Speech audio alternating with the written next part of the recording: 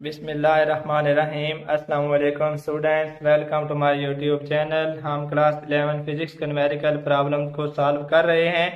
Chapter number 1 है measurements. उसका topic है डायमेंशन ऑफ फिजिकल क्वांटिटीज। और इसका एक एप्लीकेशन है या इम्पोर्टेंस कह सकते हैं कि डायमेंशन की इम्पोर्टेंस क्या है। तो डायमेंशन के ज़रिए हम किसी भी फिजिकल इक्वेशन की होमोजेनिटी को चेक कर सकते हैं।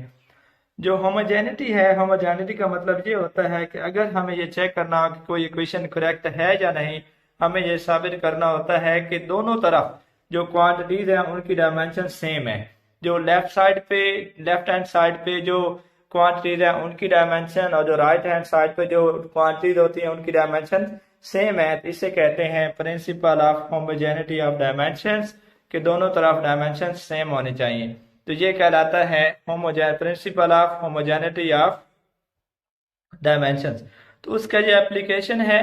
एग्जांपल नंबर 1.4 है, check the correctness of the relation. ये रिलेशन हमें गिवन है, v is equal to F multiplied by L divided by M square root के ये इक्वेशन है। इसके हमने डायमेंशंस को चेक करना है, करेक्टनेस को चेक करना है कि क्या ये इक्वेशन डायमेंशनली करेक्ट है या नहीं है। v यहाँ पे स्पीड ऑफ साउंड है ट्रांसवर्स वेव की, f जो है वो टेंशन है स्ट्रिंग के अंदर, l लेंथ है और मास m जो है यहाँ पे मास है। तो हम इसकी करेक्टनेस को चेक करते हैं। सबसे पहले हम निकालते हैं dimension of the left hand side of the equation. Dimensions of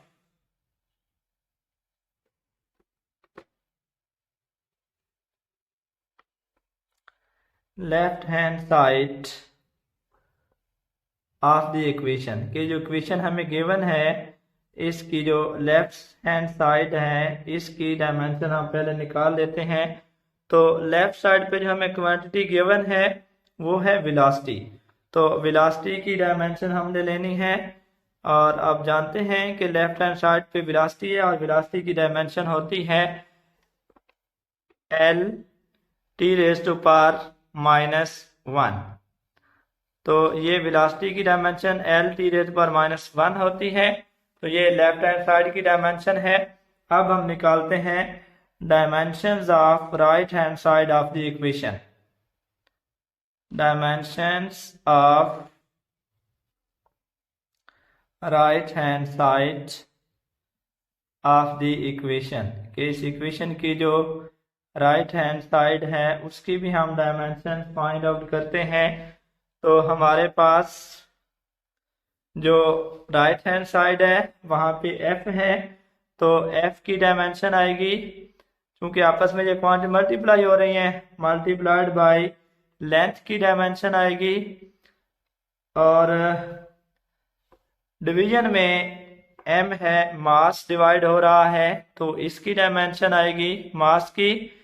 और अगर हम ये स्क्वायर रूट को ख़त्म करें तो ये सब की पावर 1/2 आएगा स्क्वायर रूट को ख़त्म करने के बाद।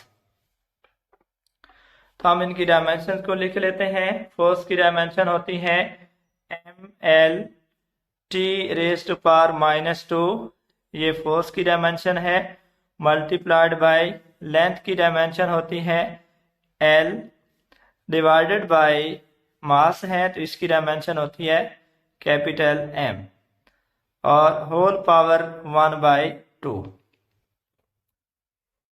फर्दर हम इसको सॉल्व कर लेते हैं, इनको सबको इकट्ठा कर लेते हैं। m l t raised power -2 into l divided by m, एक ही ब्रैकेट में लिख लेते हैं सबको इकट्ठा करके, पावर है 1/2। m से m कैंसिल हो जाएगा तो ये l into l l square और t raise to power -2 whole power 1/2। 1/2 l की पावर से भी मल्टीप्लाई होगा, t की पावर से भी मल्टीप्लाई होगा, 2 multiplied by 1/2 into t raised power -2 multiplied by 1/2। तो 2 से 2 कैंसिल हो जाएगा, l रह जाएगा। 2 से 2 कैंसिल होने के बाद यहाँ भी 2 से 2 कैंसिल हो जाएगा, यहाँ t रह जाएगा।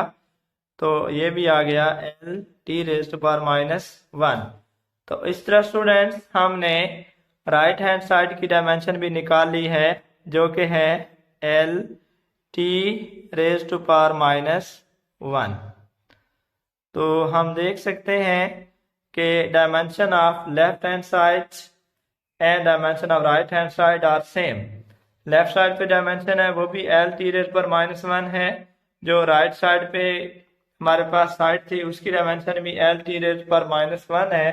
तो हेंस हम कह सकते हैं both equations are this equation is dimensionally correct. अगर दोनों तरफ डायमेंशन सेम आ जाए तो हम लिख सकते हैं कि ये जो इक्वेशन है, यहाँ पे मैं आपको बता देता हूँ, as dimension of left hand side equal to dimension of right hand side के जो लेफ्ट हैंड साइड की डायमेंशन है राइट साइड की डायमेंशन भी वही है। तो हम लिख सकते हैं hence the equation is